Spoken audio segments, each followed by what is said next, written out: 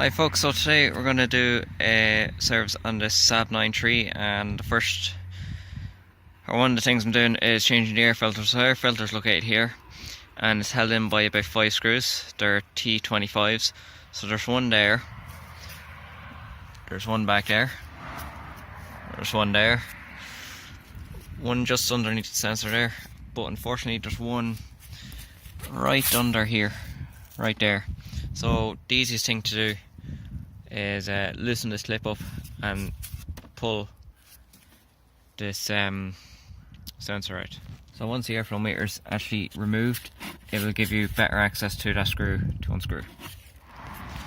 So once you have that screw removed, and you should be able to pull the whole box out that houses the air filter, and then it's easy access to remove and replace. Simple as that. Yeah, this one was well overdue.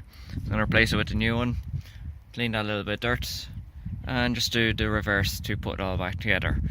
Just have to remember that the corner clip goes underneath this airflow meter. That's the tricky part of it, but other than that, it's very easy. Thanks for watching.